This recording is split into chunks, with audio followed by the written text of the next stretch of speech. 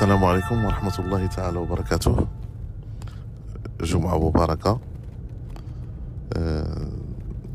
نطلب الله سبحانه وتعالى يسرنا الأمور ديالنا فيها كاملين كعائلة واحدة. البارح كنت مشغول وواحد السيدة اتصلت بيا من العائلة وعطاتني واحد الصراحة اللي بكل صدق انا كنحترمها على الصراحه ديالها، ولكن حنا في باب التربيه. الى ما غاديش نذكر الاسماء، ولكن ملي كيتطرح شي موضوع مزيان نتكلموا فيه بحكم اننا عائله واحده دون ذكر الاشخاص. فالسيده من بعد ما درنا الزومول البارح سمعت الهضره ديال تكلمنا شويه على النفاق، المهم كان عندها واحد التدخل شخصي، ولكن انا ما مزيان يكون تدخل شخصي ما فيها مشكل، ولكن احنا غنجاوبوا بصفه عامه لان اي موضوع خصنا نحلوه. مادام كنقولوا ان هذه مدرسه ديالنا فعندنا مبادئ ديالنا باش نمشيو عليها جميع. انا كنحترم هذا الراي ديال السيده انها ما كتبغيش، ماشي منافقه، والحمد لله حنا راه كاع المسلمين ماشي منافقين، وحنا غير كنعطيو بعض الاحيان بعض الامثله. ولكن قالت بانه هي صريحه ما كتبغيش النفاق، كتعطيها البنادم في وجهه. انا غادي نبدا بواحد الحديث ديال او واحد القصه ديال الرسول صلى الله عليه وسلم اللي كانت وقعت مع أمنا عائشة رضي الله عنها. فكان غادي هو وياها في الطريق وجاي صادفهم واحد الشخص اللي هو ماشي مسلم والأخلاق ديالو غير حميدة، يعني التصرفات ديالو ماشي هي هذيك، وضحك في وجهه الرسول صلى الله عليه وسلم.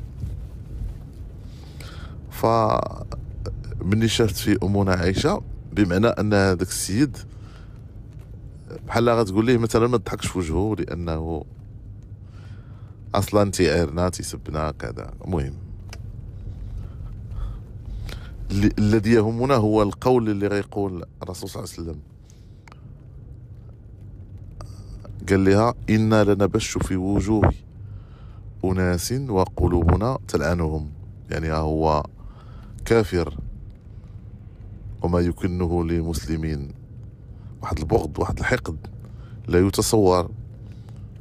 وشوف كيفاش تصرف معاه، وشوف اشنو قال. فما بالك حنا مسلمين مع بعضياتنا تنتكلموا على الاخلاق، والرسول صلى الله عليه وسلم قال الدين المعامله. حنا داخلين في باب التربيه، في باب الاصلاح. فانا شخصيا او لا غنقولوا في المدرسه ديال النهروند، او حنا غنقولوا انا ذكرنا الدين ونرجعوا للشركه. دائما كنبقاوش كشركه عندنا تنظيم ديالنا خاص، لكن اخلاقنا راه عامه. فهاد القضيه ديال نقولها للانسان في وجهه كنفضل انه نحيدوها ما تكونش بيناتنا، لان انا صريح وانا جريء وانا نعطي البنادم في وجهه ماشي من الاخلاقيات ديال المسلم.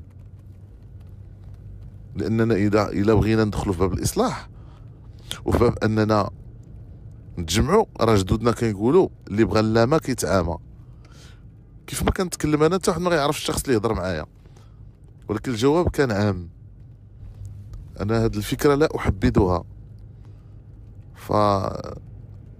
احسن اننا نتكلموا مع بعضياتنا بليونه وبصدق وبصراحه.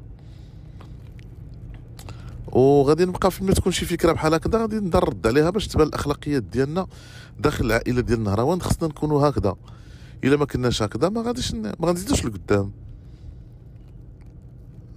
يعني الا بغيت نوصل واحد الفكره نوصلها بطريقه اللي هي مزيانه، ولو نكون رافض واحد الفعل نتكلم فيه بعض الاحيان بشكل عام، ونقدروا نجيبوا قصه، نقدروا نجيبوا حدث وقع، نقدروا نجيبوا حديث ديال الرسول صلى الله عليه وسلم نتكلموا عليه، نقدروا نجيبوا آية قرآنية، نقدروا نجيبوا نشربوا ونتشبعوا من الكلام ديال ولي الأمر ديالنا، لأنه تا هو واضح جدا غير من الخطابات، تعرف بزاف ديال الأمور. شوف الملك ديالنا الله ينصرو كيفاش كيتعامل مع الجاره ديالو الجزائر. شوف الجزائر كي كيتكلموا بديك الجرأة وبهذيك المهم الطريقه ديالهم اللي هي شنيعه مع المغرب، ولكن الرد ديالو معاهم فكان دائما يمد يد المصالحه، كيمد يد المساعده لهم، دائما رحيم بهم، دائما شوفوا التعامل كيفاش داير. فاحنا خصنا يجب علينا ان نقتدي. فالله يرضي عليكم اللي عنده هذا الاسلوب ديال انا تنقولها للبنادم في وجهه وكنعطيها ليه في وجهه، ما ندخلوش بها. كون حنا بغينا نعطيو البنادم في وجهنا ما غنديروش النهر اوند، ما غتكونش العائله.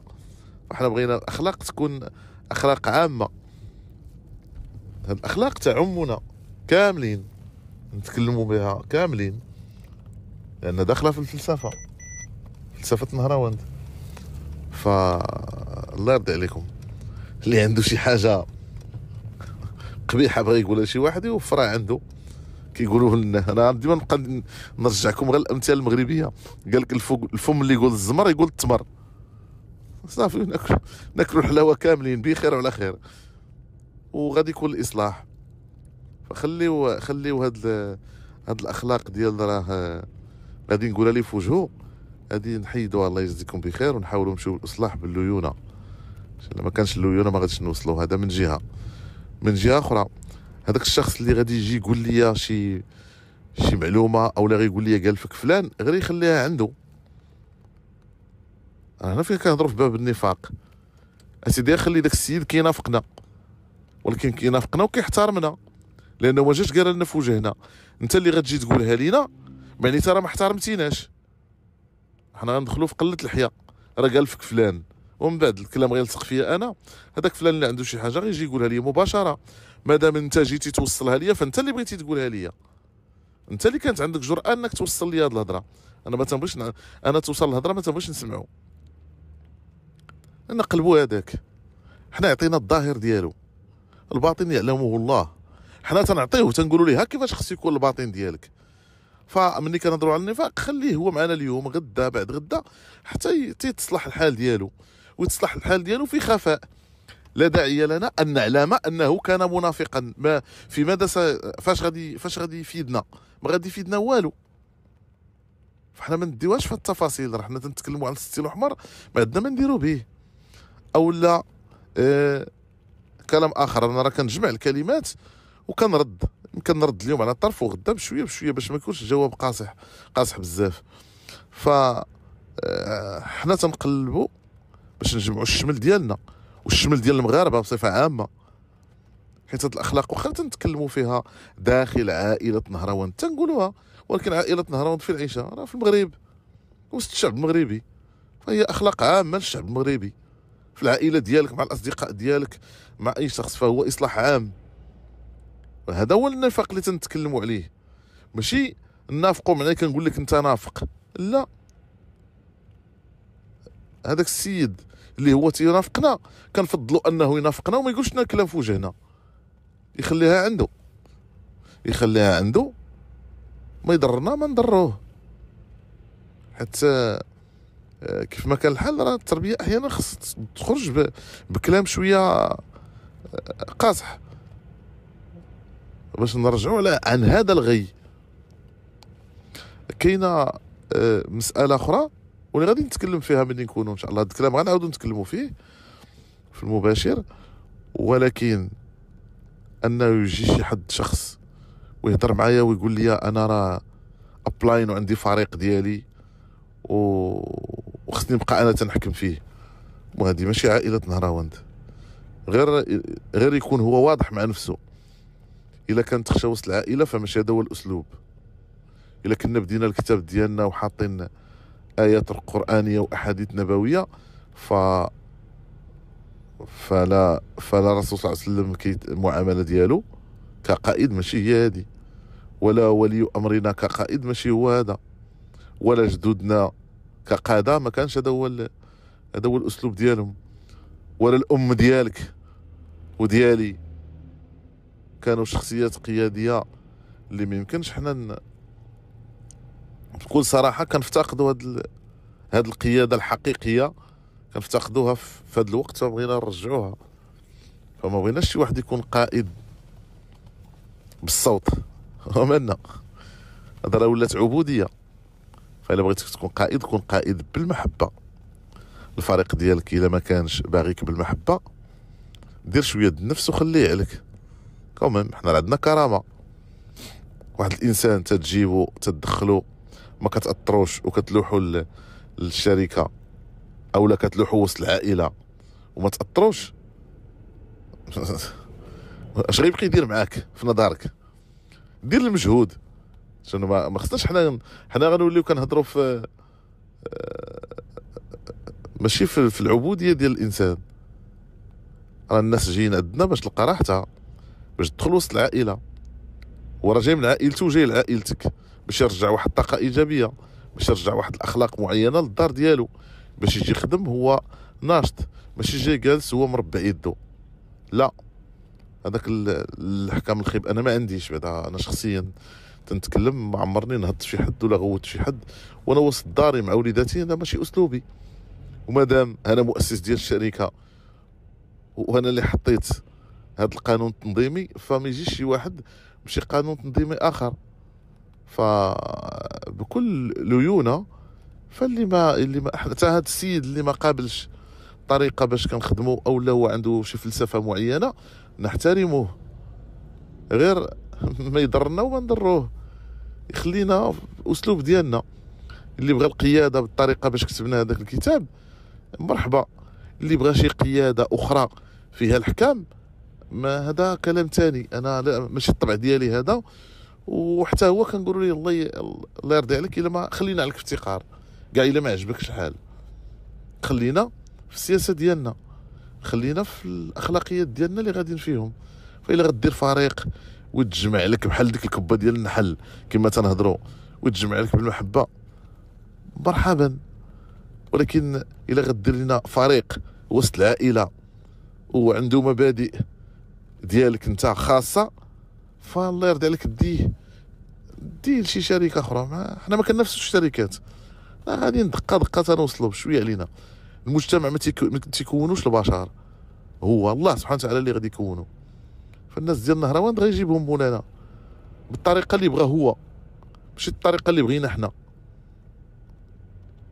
غنقولوا حنا درنا الفلسفه، راه اللي بغا الله، ديك الفلسفه راه تابعه كلام الله، راه ما تابعاش شي حاجه اخرى. راه غاديين في باب واطيعوا الله واطيعوا الرسول واولي الامر منكم. الله يرضي عليكم، انا هذا الموضوع هضرت فيه في عجاله باش ما نتعطلش الاجوبه على الناس اللي طرحوا بعض الاسئله في هذا النطاق هذا. فبغيت نجاوبهم باش ما يبقاش هذاك الشيء في الدين ديالهم، فكنجاوب بصفه عامه. كنستقبل رسائل في الخاص، ما كاينش مشكل. ما قلت حتى شي واحد ما صيفط ليا، اي واحد يصيفط يكون بحريه كامله. ولكن انا ما نجاوبوش في الخاص، كنجاوب في العام. كنظن حتى شي واحد ما غيعرف شكون اللي تكلم معايا. الموضوع عام كنطرحو عام، غيستافد منه هو ويستافد منه الجميع. على الرغم ان هاد الناس اللي كيتكلموا معايا راني كنتكلم معاهم في هذا الباب لانني احبهم واحبكم جميعا. فخلينا في باب المحبه، غادي نبقاو ناشطين وبخير وعلى خير. الا دخلنا في باب الاراء وكل واحد عنده وجهه نظر وغادي يقول بانه راه هذاك رغم السيد مع كامل احتراماتي، انا كنقول حنا ما غيدسروا علينا الناس. لا، راه الناس ما غيدسروش علينا، لان علاش؟ هذا باب ديال الاخلاق اللي هي حميده جدا. ما كنلقنوش شي اخلاق اللي ماشي هي هذيك. راه البارح تكلمنا في باب ولا تنسوا الفضل بينكم. فالاحترام خصو يبقى سائد في العائله، وقله الحياه ما تكونش عندنا.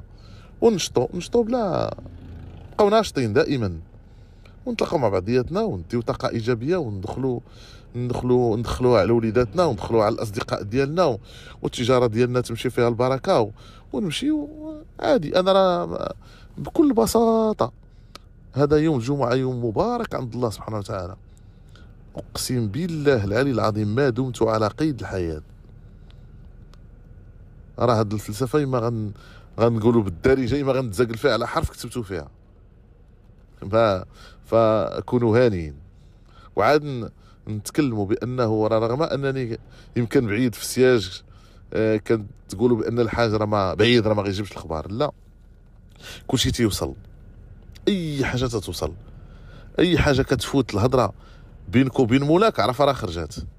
حيت السر الا بغيتي يبقى راه خص يبقى بين زوج الناس، او اعوذ بالله من الشيطان الرجيم، بين زوج، يعني ما بين الله سبحانه وتعالى وبينك انت. ف